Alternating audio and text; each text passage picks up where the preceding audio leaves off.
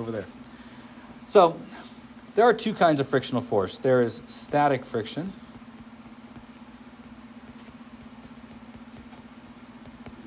and kinetic friction.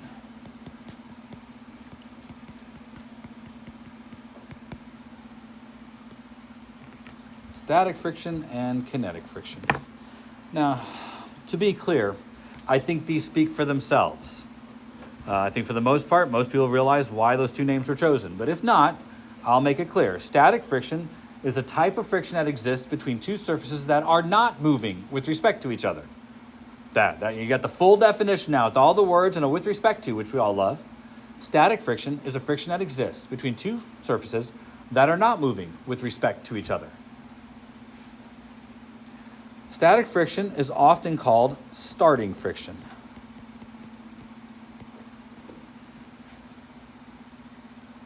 And I think the reason is obvious, but maybe not.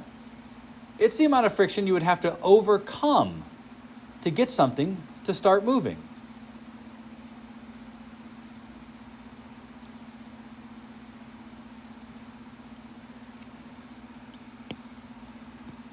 Now, kinetic friction, on the other hand, is a friction that exists between two surfaces that are sliding with respect to each other.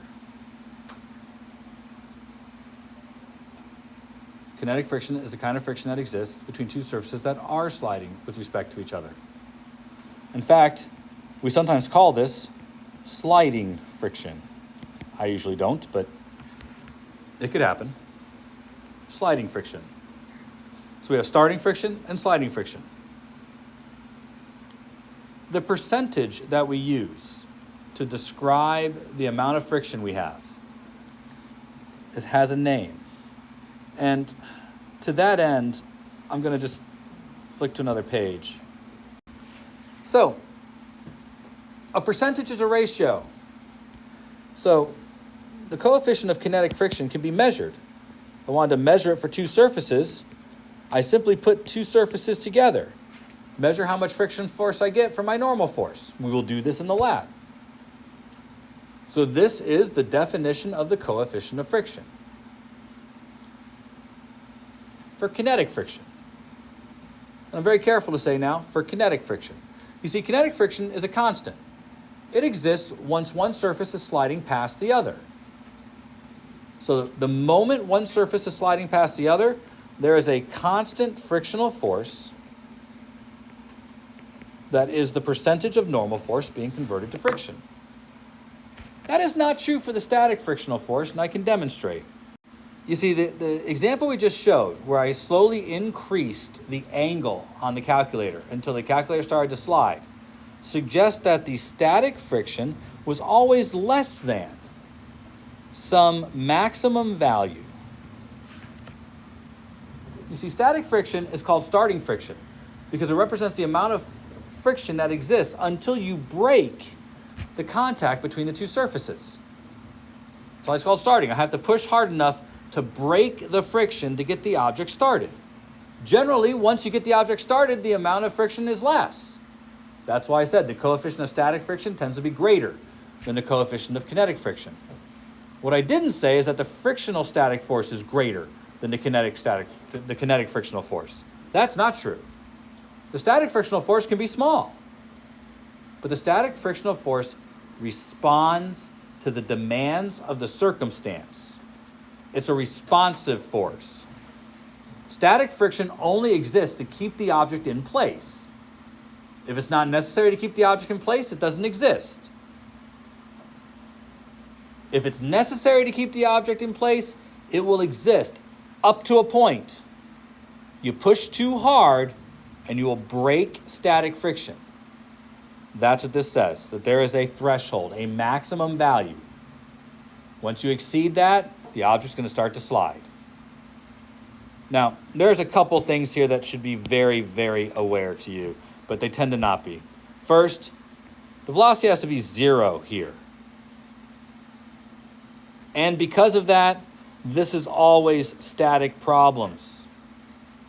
Kind of. I say kind of because it's always static in the plane where friction is occurring. You won't understand what that means right away. but you will become accustomed to it. Kinetic friction, by definition, has to be non-zero. That doesn't make it a second law problem. An object can slide with constant velocity. So don't assume that means second law. It doesn't. But it does mean velocity has to be non-zero. Now, generally, friction behaves just like we did earlier last week. If you know the normal force, then a percentage of that normal force is the frictional force. What tends to be more complicated now are situations involving thresholds. That tends to be harder. And I'm going to give you a piece of advice. If your problem involves static friction, then you need to find a way to preserve the inequality. I'll say that again. If your problem involves static friction, then you need to find a way to preserve the inequality.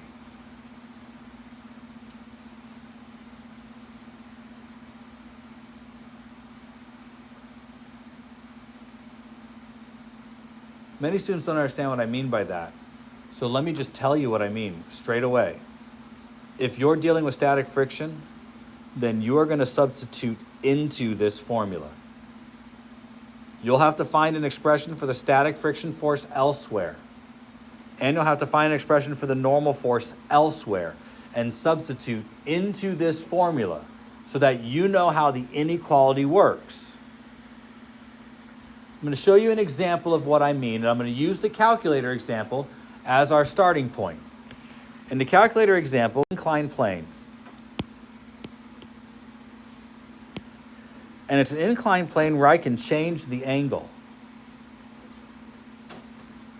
The calculator is sitting on the surface. And as the angle increases, the frictional force is also increasing.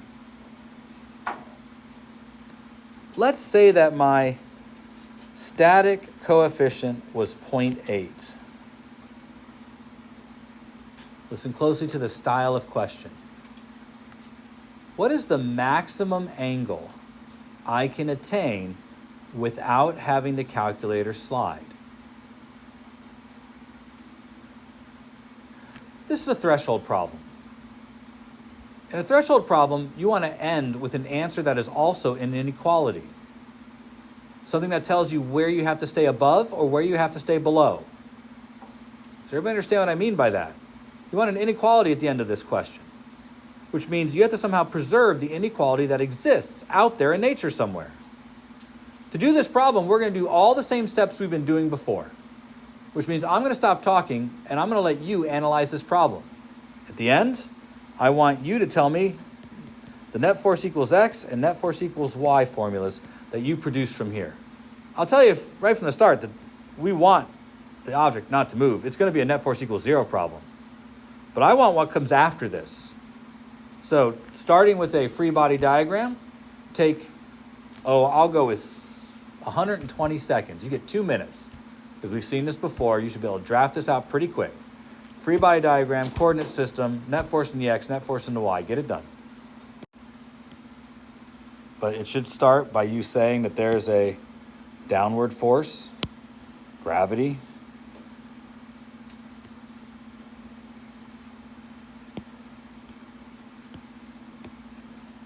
There is a normal force, and there is a frictional force. None of those should be a surprise. And moreover, I'm sure they don't want to stay after school.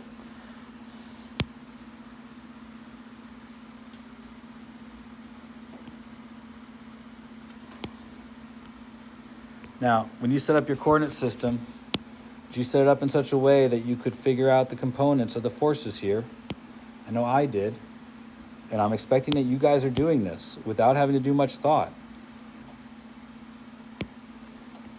Because the inclined plane problems are all relatively the same. Now, I know I'm saying that, and I know some of you really can't do what I'm doing. And if that's you, what are you waiting for when it comes to looking at the fact that these are all the same? You know, that should be, at this point, relatively obvious. And this is a net force equals 0 problem, so I have mg sine theta minus friction equals 0 in the x direction. And I have normal minus mg cosine theta equals 0 in the y direction. And look, the AP exam loves inclined planes. It's all over the place. But inclined plane problems follow a pattern. There's some stuff you can memorize here. You'll notice I didn't do the trig. I mean, I know what the opposite side and the adjacent side is and all that. You may still need to do the trig. In fact, you may still not know that this is where theta goes. You need to pay more attention. You need to be on top of this. But what I want to point out is, now that I'm here, I have that the static frictional force equals mg sine theta. And I have that the normal force equals mg cosine theta. I have those things. Now, we're trying to figure out the angle at which the calculator will break loose. And that's going to be when the frictional force can no longer pull against the portion of the force that's down the ramp. But to figure out where that threshold is, we don't just use this. And I'm trying to convince you that the best way to go is to recognize that you can't use this and substitute in here. They wouldn't know where to put the inequality. So you want to preserve the inequality. You'll hear me say that a lot this year. Preserve the inequality. If you know there's something that you have to stay beneath or over or under, you need to preserve the inequality. This is an inequality that's fixed. So I will substitute into the inequality. This preserves a relationship that has an inequality in it, allowing me to know what has to be less than what else. So when I plug into this, I get mg sine theta has to be less than or equal to mu s times mg cosine theta.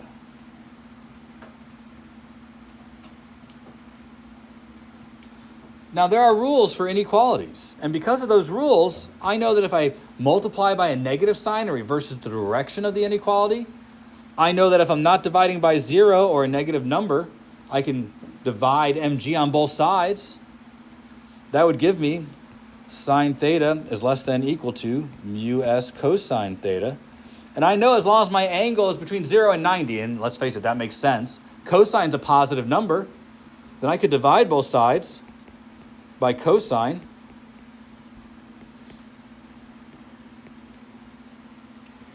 And now, because I know a little bit of trig, I could say with quite certainty that I know exactly what my angle has to stay under, because I know that the tangent of the angle must be less than or equal to 0.8.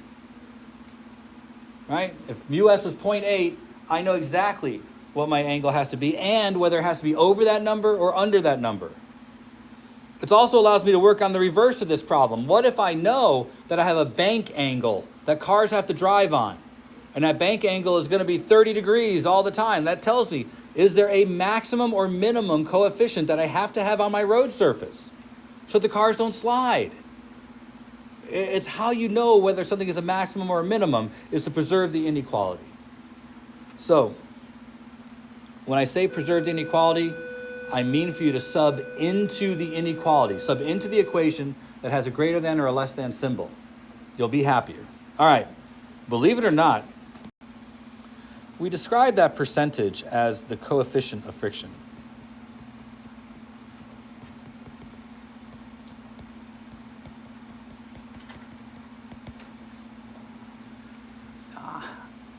Now, when I say these things, I think they are terribly obvious. You may too. A higher coefficient means that you get more friction from your normal force, right? A larger percentage of the normal force creates friction. I think we could all argue that a higher coefficient would mean a stickier surface, where a lower coefficient would be a slipperier surface. If the percentage was higher, if I told you that friction is 70% of the normal force, do you think you would have more friction or less friction than if I say that friction was 20% of the normal force? Now, you could argue that, well, doesn't it depend on the normal force? Yeah, it does. But which one's a slipperier surface, the 30% or the 70%? Which one's a slipperier surface? 30%. If friction is 30% of the normal force, when compared with another surface that's 70% of the normal force, well, I'd say that the 30% one's going to be slipperier. I get less friction out of my normal force. Now, understand that you're right. You can increase friction by increasing the normal force. Sure, we know that. Try it right now. Put your hands together and slide one past the other, lightly. They should move past each other with ease. You're in control, so you should make sure that happens.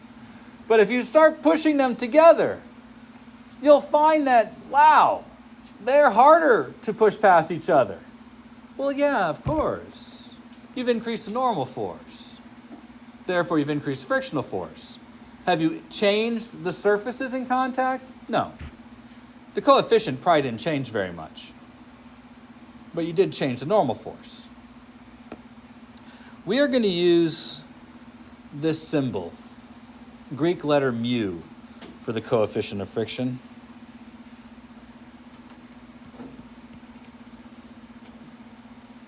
You know how much I love to do this. Typed, mu tends to look like that. It's a very little understated amount of flair, kind of like a P. But I tend to write it with a little more flair. I like a little swoopy mu like that. I bring this up because when you're writing mu, there should be a portion of the character that exists below the line. And if you're trying to convince the AP grader that you're using the appropriate symbol, you need to make sure your symbol has similar characteristics. It is a U with like a little beginning little thing at the front, a tail or something. And that tail should hang out below the line. There are two different kinds of coefficients of friction. There's static friction and kinetic friction. The coefficient of friction is something about both surfaces. So it has to do with the surfaces.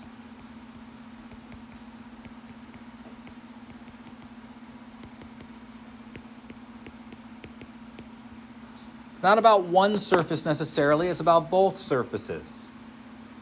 So I'm wearing shoes that have a rubber sole, probably a synthetic rubber, but there's linoleum on the floor. There's a coefficient of friction between the sole of my shoe and linoleum. That is different than the coefficient of friction between the sole of my shoe and the cement outside, and the grass in the courtyard. But grass doesn't have a coefficient of friction. Neither does linoleum, neither does cement. The coefficient is about both surfaces, which means that there's an unlimited number of combinations of surfaces. So there's always lots of different coefficients of friction. You don't go to a table of coefficients to find out your surface. If you're trying to make something, you generally test out the surfaces ahead of time to see what to expect. But it's just a percentage. It's a range between 0 and 1. And for the most part, coefficients that are closer to 1 are stickier surfaces. I want my car tire against tar to have a high coefficient of friction, so the tires don't slide across the road. But if I'm ice skating, well, I'd probably want the steel on water or water ice to have a low coefficient of friction. So we can choose coefficients. Now, we choose coefficients by choosing the surfaces that we choose to put in contact.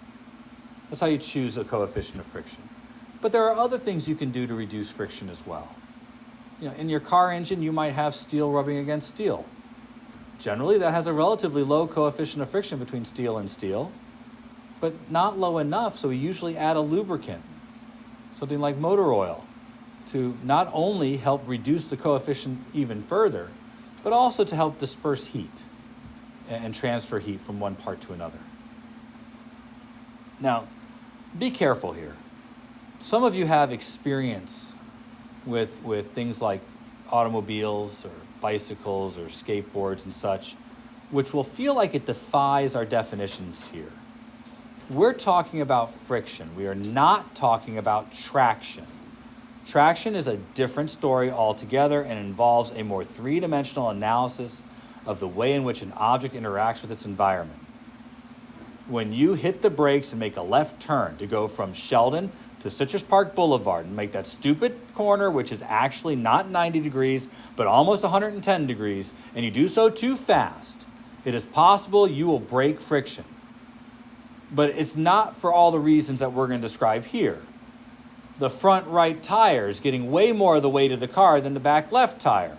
And your car might slide out from the back because the normal forces aren't distributed evenly amongst all four tires.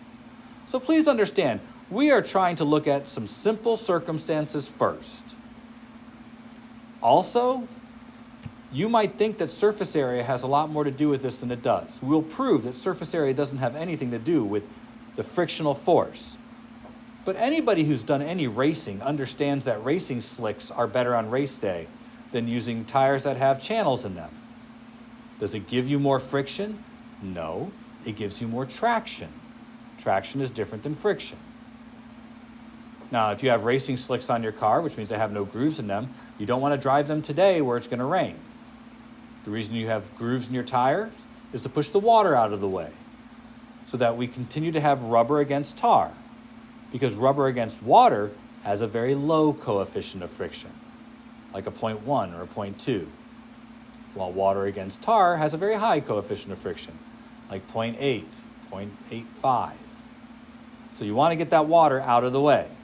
You put racing slicks on your car and it rains, then you're going to hydroplane, which means suddenly the water's between your tire and the ground and you don't have the coefficient of 0.8. You suddenly have a coefficient of 0.1. That changes the way you drive. Guaranteed. I want to talk about how these work now. I've kind of given you a lot of overview of information I want you to have, but you should also know that in general, for the same two surfaces, static friction coefficient is higher than the kinetic friction coefficient. For the same two surfaces, the coefficient of static friction is higher than the coefficient of kinetic friction.